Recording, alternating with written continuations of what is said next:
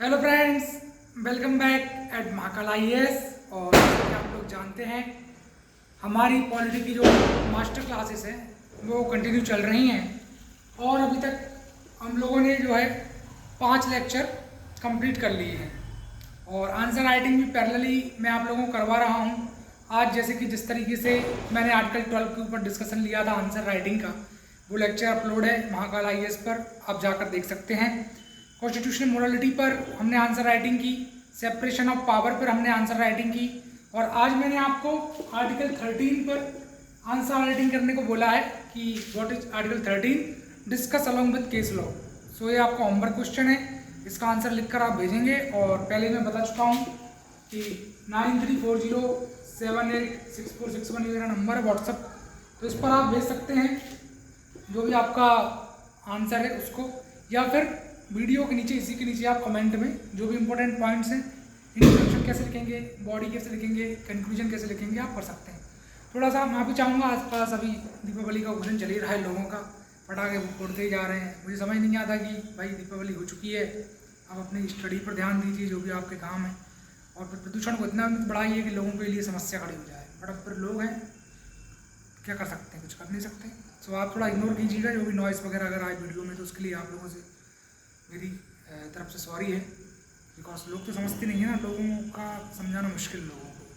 जिस तरीके का आज इंडिया वर्न हो रही है, मैं इस बात से भी बिल्कुल मना नहीं कर रहा कि सिर्फ एक ही कारण है पोल्यूशन का, पोल्यूशन के और भी 1000 कारण है।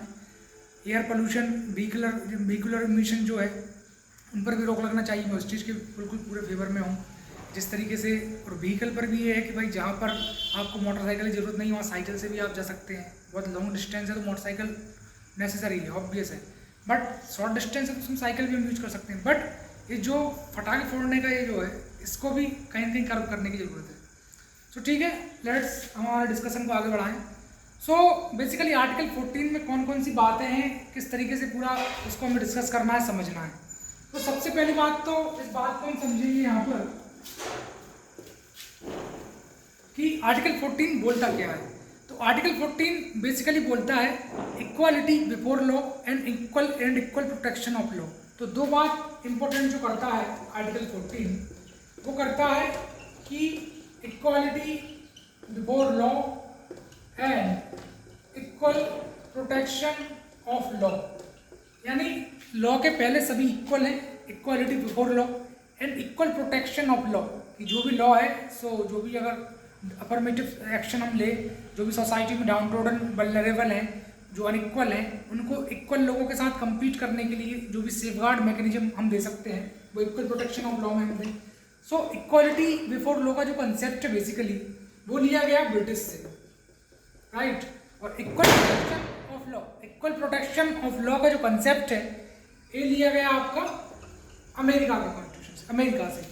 सो इक्वालिटी बिफोर लॉ लिया गया ब्रिटिश से और इक्वल प्रोटेक्शन ऑफ लॉ लिया गया अमेरिका से। इतनी बात आपको समझ में आई होगी हो। फिर हम बात करें कि भाई आर्टिकल 14 इक्वालिटी प्रमोट करने की बात करता है सोसाइटी में, बट इक्वालिटी के साथ साथ कुछ एक्सेप्शन भी हम लोगों को देखने को मिलते हैं। जैसे जो प्रेसिडेंट है, जो गवर्नर है, जैसे प्रेसिडेंट और गवर्नर जो हैं वो अपने जब भी ऑफिशियल डिस्चार्ज कर रहे हैं ड्यूटी का, उस समय कोई भी क्रिमिनल केस उनके खिलाफ नहीं लिया जा सकता। कोई मर्डर भी अगर वो कर दें तो तब भी क्रिमिनल केस उनके खिलाफ नहीं होगा।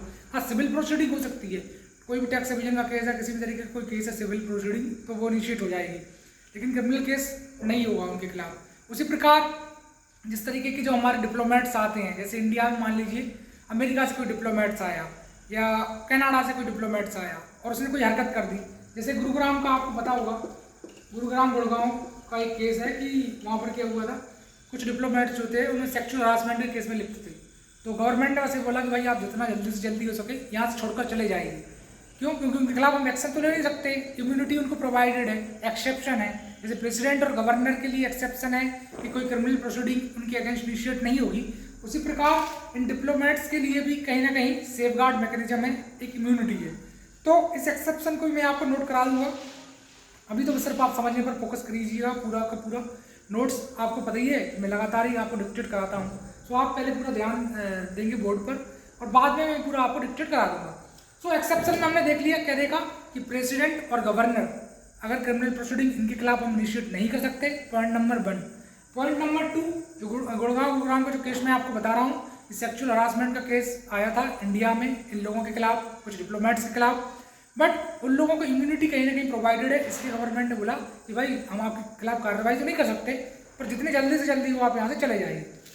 उसी प्रकार इक्वालिटी बिफोर लॉ जो कंसेप्ट इतना ब्रॉडर है कि मान लीजिए राइट टू क्लीन एनवायरनमेंट की हम बात कर लें, जो गंगा पोल्यूशन की बात है, MC Mehta versus Union of India case, तो उसमें भी किस तरीके से गवर्नमेंट ने बोला कि भाई सभी लोगों के लिए कहीं ना कहीं एक अधिकार है कि वो एक अच्छी हवा ले सकें, स्वस्थ उनका जो स्वास्थ्य है, हेल्थ है, वो अच्छी प्रिजर्व हो, सभी लोगों को अच्छे तरीके से रहने का अधिकार है।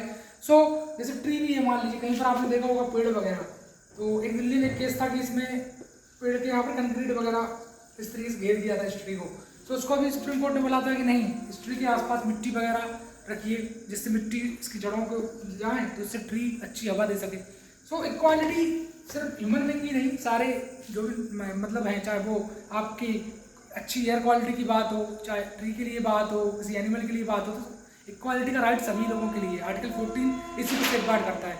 जैसे Joseph Stine versus Union of India का केस बताया ना कि एडल्ट्री को डिक्रिमिनलाइज किया गया सुप्रीम कोर्ट के द्वारा सेक्शन 497 में। सबरीमाला केस में भी यंग लॉयर एसोसिएशन केस मैंने आपको बताया था कि जो लोडायप्पा है वो सेलिबेसी परफॉर्म करते हैं 10 से लेकर 50 ईयर, 10 से 50 साल की जो महिलाएं हैं मेंस्ट्रुएशन साइकिल के दौरान उनके टेम्पल में एंट्री नहीं हो सकती, क्योंकि प्रीस्ट ने प्योरिटी और पोल्यूशन का कंसेप्ट दिया था। जब एक case young lawyer association case Sabarimala case के अंतर्गत जब कोर्ट में जाता है तो सुप्रीम कोर्ट में 4:1 की मेजोरिटी से एक जजमेंट पास किया जाता है, and under that judgement it was observe that कि women's right can not be curb under article 15, under article 26, under article 14 also we can say article 14 में इक्वालिटी होना चाहिए। सिर्फ मैन ही क्यों एंट्री करें, वुमेन एंट्री क्यों नहीं करेंगी? तो बेसिकली आर्टिकल 15, आर्टिकल 14, आर्टिकल 26 का हवाला देते हुए सुप्रीम कोर्ट ने 4:1 की मेजोरिटी से जजमेंट पास किया था, और कॉन्स्टिट्यूशनल मोरालिटी कहीं ना कहीं सोसाइटी में प्रिजर्व हुई थी। तो जोसेफ स्टाइन केस हो या सबरीमाला केस हो, इससे भी हमने इस बात को जाना कि इक्वालिटी परपेचुएट करना ही सही जो है, एक कॉन्स्टिट्यूशन की वैल्यू को, रूल ऑफ लॉ को, लिबर्टी को, इक्वालिटी को प्रिजर्व करना है। तो आर्टिकल 14 में पूरी तरीके से इस चीज़ की आज़ादी है। और जो इक्वल प्रोटेक्शन ऑफ लॉ है ये बेसिकली एक नेगेटिव कंसेप्ट है, जबकि जो आपका इक्वालिटी बिफोर लॉ है बेसिकली एक नेगेटिव कंसेप्ट है, और इक्वल प्रोटेक्शन ऑफ लॉ है वो एक पॉजिटिव कंसेप्ट है। अब मैं बता रहा हूँ कि किस तरीके से नेगेटिव कंसेप्ट है, क्योंकि आप लोगों को डाउट जा रहा होगा कहीं ना कहीं। सो इक्वालिटी बिफोर लॉ जो है कि लॉ के पहले सभी इक्वल, इक्वालिटी बिफोर लॉ, ये ब्रिटिश से लिया गया, मैंने आपको बताया। ये नेगेटिव कंसेप्ट इसलिए है क्यों? क्योंकि एब्सेंस ऑफ प्रिविलेज, पहला पॉइंट है एब्सेंस ऑफ प्रिविलेज। किसी भी पर्टिकुलर व्यक्ति के लिए, रिच या पुअर के लिए किसी भी तरीके की प्रिविलेज नहीं है। ऐसा नहीं है कि कोई रिच है वो कल के दिन मर्डर कर दे तो उसको जो है फांसी की सजा ना हो, या उस पर सेक्शन 302 ना लगे, 307 ना लगे, ऐसा नहीं है। रिच भी है, अगर वो कहीं ना कहीं कल्प्रिट पाया जाता है, गैंगरेप केस में अगर इन्वॉल्व है, उसके खिलाफ भी वही एक्शन होगी जो एक पुअर व्यक्ति के खिलाफ होगी, अगर पुअर व्यक्ति उस तरीके का हीनियस क्राइम करता है तो एब्सेंस ऑफ प्रिविलेज की बात कर रहा है, इसलिए भी हम इसको नेगेटिव कंसेप्ट कहते हैं। No one is above the law, कोई भी व्यक्ति जो है लॉ के अबव नहीं है।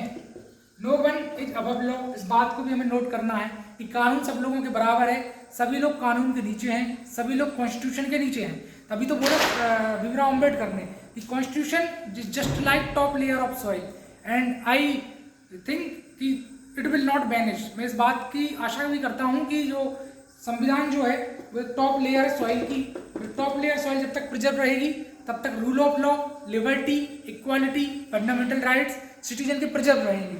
और जो मैंने आपको एक एग्जाम्पल और दिया था जॉर्ज वाशिंगटन का, कि उन्होंने बोला था कि constitution is a guide book, constitution एक गाइड बुक है विच I will never abandon.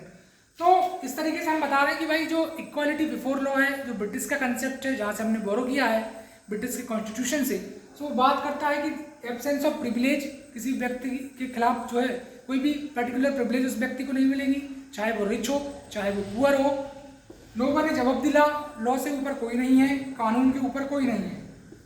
And equal subjection of law, equal subjection law का जो भी है इक्वल सब्जेक्शन है, सभी पर लॉ जो है वो बराबर इक्वल सब्जेक्ट है सभी के लिए, सब पर बराबर लगेगा law. Pertinent to ordinary law of land. तो 3 इंपॉर्टेंट बात थी इसके अंदर इक्वालिटी बिफोर लॉ के अंदर। अब हम आगे बढ़े और डिस्कस करें थोड़ा डीप में इक्वल प्रोटेक्शन ऑफ लॉ को।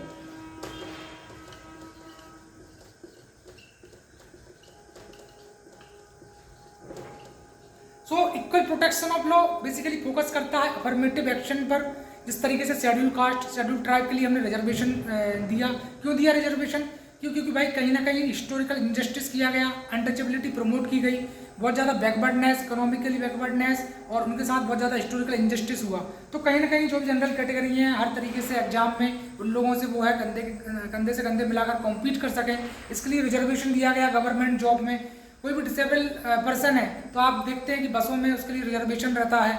तो कहीं ना कहीं अफर्मेटिव एक्शन कहीं ना कहीं प्रमोट कर रहा है स्टेट, जिससे जो इनइक्वालिटी है उसको कहीं ना कहीं रिमूव किया जाए। और इस इनइक्वालिटी को रिमूव करने के लिए ही एक बहुत अच्छा कोड कहीं ना कहीं मंडल कमीशन ने भी दिया है। और ये मंडल कमीशन वही कमीशन है जो ओबीसी रिजर्वेशन को लेकर आई थी, ओबीसी रिजर्वेशन की बात की थी। सो बेसिकली मंडल कमीशन ने भी इस बात को बोला है कि कहीं ना कहीं जो भी है सोसाइटी में जो है इनइक्वालिटी परपेचुएट हो जाएगी अगर आप अनइक्वल को भी जो है ट्रीट करेंगे लाइक की तरह। मतलब equal should be treated equally, जो भी इक्वल है सोसाइटी में तो equal should be treated equally. But if unlike, जो अनलाइक व्यक्ति हैं जिनके कहीं ना कहीं कहना चाहिए कि वो सक्षम नहीं है, but if unlike is treated equally, unlike को भी इक्वली ट्रीट कर दिया। अनलाइक पीपल हैं जिनके पास संसाधनों की कमी है उनको आप इक्वली ट्रीट कर रहे हैं, तो कहीं ना कहीं आप परपेचुएट कर रहे हैं इनइक्वालिटी को, आप इनइक्वालिटी को परपेचुएट कर रहे हैं।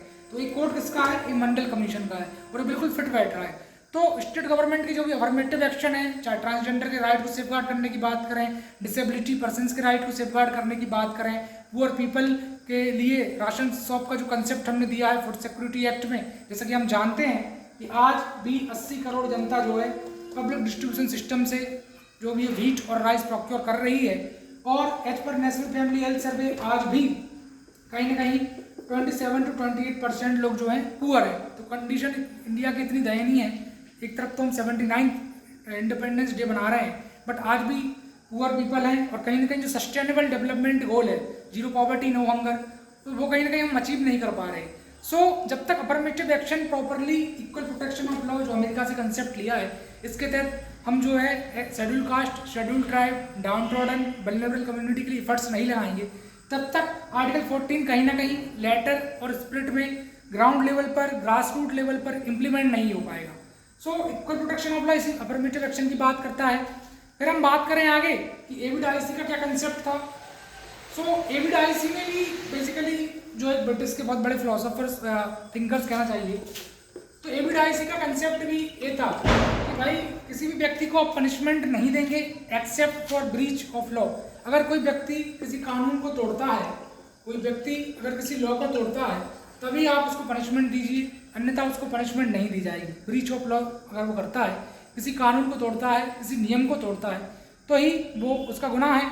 उसी प्रकार एविड-आईसी ने बोला कि रूल ऑफ लॉ कहीं ना कहीं हमें सोसाइटी में प्रिजर्व करना है।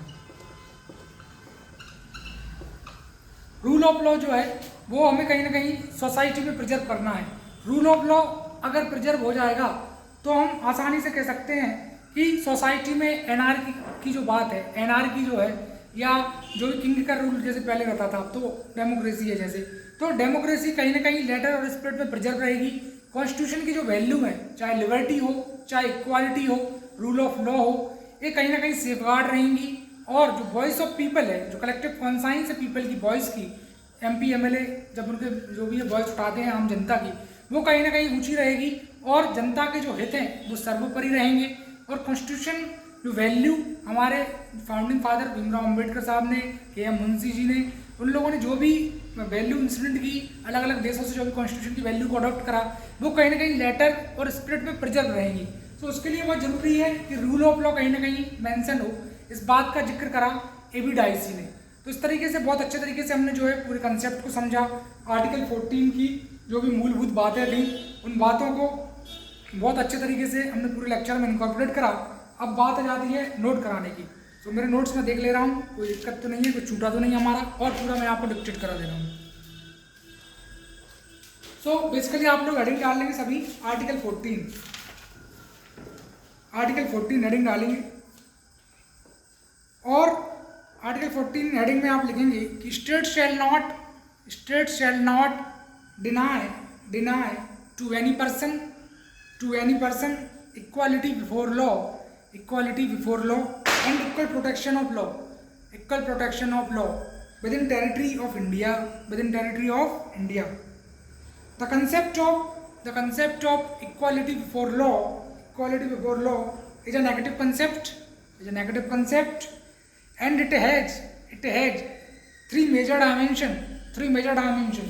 और तीन मेजर डायमेंशन बढ़ गए, क्या है? पहला है एब्सेंस ऑफ स्पेशल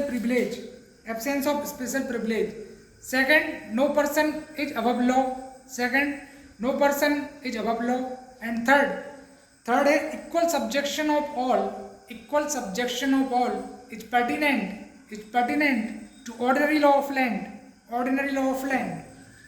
फिर आप लिखेंगे concept of equal protection of law is an American one, and it has positive concept. The concept of equal protection of law promote affirmative action and positive discrimination. It is when like is treated alike and unlike not treated alike. इसका मतलब ये है कि जो like है वो treat कैसे हो रहा है अलाइक. जो लाइक है मतलब जो सक्षम है उनके साथ डिस्क्रिमिनेशन हो रहा, मतलब डिस्क्रिमिनेशन तो नहीं कहना चाहिए, बाकी ये कह सकते हैं कि लाइक को अलाइक की तरह ट्रीट कर सकते हैं. जो व्यक्ति सक्षम है वो उनको अगर सुविधाएं नहीं भी दी जा रही तब भी चल जाएगा, बट जो अनलाइक है उनको अगर आप अनलाइक की तरह ट्रीट करेंगे, जो डाउन ट्रोडन है उनको साथ आप फिर डिस्क्रिमिनेशन करेंगे या उनको कोई सुविधाएं नहीं देंगे, कोई अफर्मेटिव एक्शन नहीं लेंगे, तो फिर और ज़्यादा डिस्क्रिमिनेशन हो जाएगा उन लोगों के साथ. इसलिए ये लाइन है, नोट करें कि it is when like is treated alike and unlike not treated alike. Full stop. people who are placed in equal circumstance should be treated equally. Full stop. Mandal Commission in its report observed that there is equality only among equal. To equate unequal is to perpetuate inequality. Full stop. The protective discrimination is also a form of equality. Discrimination is also a form of equality. Concept of rule of law was given by British jurisprudence, A.B. Dicey. It has three major components. A box में put करना एक हो, absence of arbitrary power, that is no person shall be punished except for breach of law. Second, equality before law.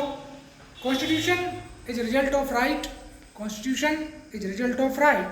And rights are not result of constitution.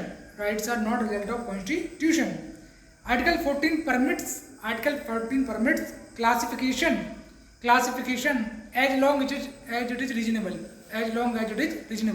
यानी article 14 classification को भी permit करता है as long as it is reasonable. जैसे आपने देखा होगा जो सिटीजनशिप अमेंडमेंट एक्ट आया था उसमें क्या बोला था कि जो भी हिंदू कम्युनिटी से बिलोंग करते हैं, जैन से, पारसी, बुद्धिस्ट एक्सेप्ट मुस्लिम, और जो बांग्लादेश, अफगानिस्तान, पाकिस्तान से 2014 के जो है 2014 एक डेडलाइन दी गई थी कि भाई 2014 तक जो भी है अगर जो भी इलीगल माइग्रेंट वगैरह है तो उनको सिटीजनशिप दे दी जाएगी. मुस्लिम को सिटीजन नहीं दी थी. गवर्नमेंट का एक पॉइंट था कि मुस्लिम के साथ डिस्क्रिमिनेशन नहीं हो रहा इन देशों में. क्यों? क्योंकि बांग्लादेश, पाकिस्तान, अफगानिस्तान कैसे हैं, वहाँ पर मेजोरिटी मुस्लिम की पॉपुलेशन है, तो उन लोगों के साथ डिस्क्रिमिनेशन नहीं होता, ऐसा मानना था गवर्नमेंट का. सो क्लासिफिकेशन कहीं ना कहीं किया गया ना कि भाई सिख के लिए, हिंदू के लिए, जैन के लिए, बुद्धिस्ट के लिए. सो वही यहाँ पर लिखा है, वही मैं आपको लिखवा रहा हूँ कि constitution is result of right and rights are not result of constitution. इसके आगे article 14 permit classification as long as it is reasonable. The principle of equality also have certain exception. President and governor enjoy certain immunity under Article 361. Full stop. The diplomatic immunity granted to ambassador, high commissioner, United Nations official also exception to equality. The provision related to equality the provision related to equality also have exception keeping in mind various aspect such as sovereignty. तो ठीक है, इस तरीके से पूरा 20 minute में हमने अच्छे तरीके से आर्टिकल 14 को कंप्लीट कर लिया है। कल बेसिकली जो रहेगा वो रहेगा आर्टिकल 15 का। आर्टिकल 15 का डिस्कशन कल जो है हम लोग कंप्लीट करेंगे और आर्टिकल 15 फंडामेंटल राइट कल कंप्लीट हो जाएगा। फिर आर्टिकल 16 इस तरीके से हम चल रहे हैं, एक एक आर्टिकल कवर करेंगे। फंडामेंटल राइट वैसे मैंने आपको पहले बताया कि बड़ा सा चैप्टर है तो इसमें थोड़ा टाइम लगेगा। अब आपको क्या किया है, समरी बनाएंगे सबसे पहले, और समरी बनाने के लिए बस छोटा छोटा लिखना है। ये आर्टिकल 13 एक एरो निकालेंगे इस तरीके से, यहाँ पर आप लोग लिखेंगे इक्वालिटी बिफोर लॉ, इसके नीचे लिख लेना ये ब्रिटिश से लिया गया कंसेप्ट है। एक तरफ लिख लेना नीचे इक्वल प्रोटेक्शन ऑफ लॉ, और इसमें आप लिखना कि अमेरिका से लिया गया है, यूएसए से। फिर इसमें लिख लेना इक्वालिटी बिफोर लॉ में कि no one is above law, absence of arbitrary power and equal subjection of all experiment to ordinary of law of land. 3 point लिख लिए छोटे छोटे करके, बहुत क्रिस्प शॉर्ट नोट्स बनाना है। इक्वल प्रोटेक्शन ऑफ लॉ जो कि अमेरिका से लिया गया है, और इसमें आप लिख लेना कि अफर्मेटिव एक्शन प्रोवाइड करने की बात की जाती है। मंडल कमीशन का लिख लेना कि अनइक्वल को अगर अनइक्वली ट्रीट करेंगे तो इनइक्वालिटी परपेचुएट करने जैसा है। फिर आप लिख लेना कि प्रेसिडेंट और गवर्नर आर्टिकल 361 इम्यूनिटी, और वीना कन्वेंशन जो है उसके अंतर्गत डिप्लोमेटिक को इम्यूनिटी मिली है। हो सके तो एग्जाम्पल लिख लेना कि गुरुग्राम में इस तरीके से सेक्सुअल हरासमेंट का केस है, इससे आपको लॉन्ग टर्म में जो है चीज़ें याद रहेंगी। और SC/ST का रिजर्वेशन का आप लिख सकते हैं अफर्मेटिव एक्शन में, ट्रांसजेंडर डिसेबल के लिए जो रिजर्वेशन वगैरह है बस वगैरह। तो इस तरीके से पूरा जो है आर्टिकल 13 आप लोग कर लेंगे। अब जैसे कि मैंने दोपहर में भी जब वीडियो रिकॉर्ड करके बता रहा था मैं आंसर राइटिंग का, तो ये क्वेश्चन का आपको आंसर लिख के मुझे भेजना है। आप नंबर पर भेजेंगे व्हाट्सएप 9340786461 पर, या फिर आप कमेंट में इस वीडियो के नीचे बताएंगे। तो क्वेश्चन बेसिकली ये है कि what do you mean by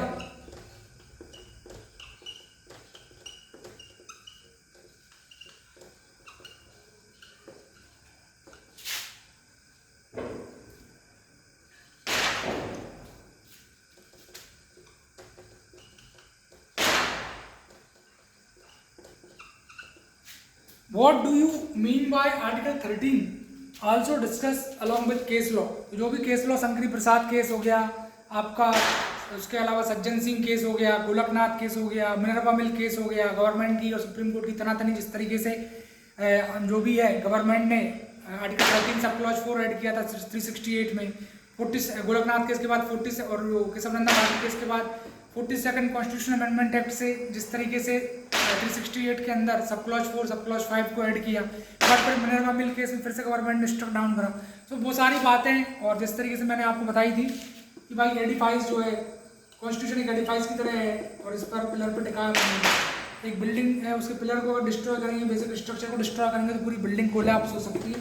तो वो सारी बातें जो भी आपको लगे, इंट्रोडक्शन प्रॉपर आप इस चीज़ का ध्यान रखना कि इंट्रोडक्शन मैक्सिमम 2 से 3 लाइन में, बॉडी लगभग आप लिखेंगे 100 से 120 वर्ड में, और कंक्लूजन एक अच्छा सा 1 या 2 लाइन, इस तरीके से आप लिखना।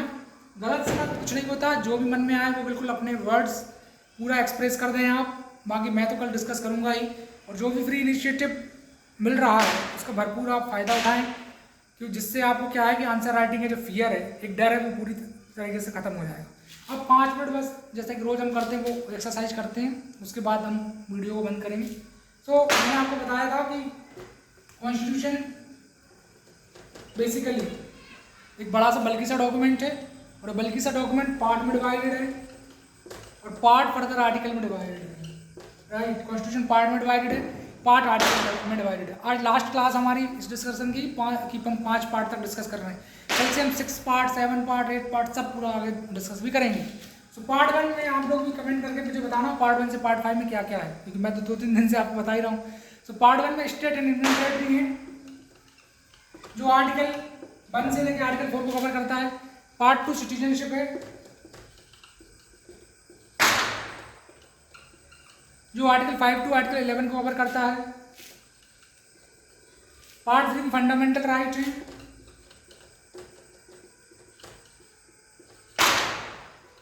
जो आर्टिकल 36 से आर्टिकल 51 को कवर करता है। पार्ट 4 में DPS पे directive principles of state policy है आर्टिकल 36 से आर्टिकल 51, और फंडामेंटल ड्यूटी पार्ट 4A में है, राइट। और उसके बाद 51 है, और उसके बाद फिर पार्ट 5 में इंडियन गवर्नमेंट चला जाएगा आपका, सेंट्रल गवर्नमेंट, जो कि आर्टिकल 52 से आगे आर्टिकल तक है, राइट।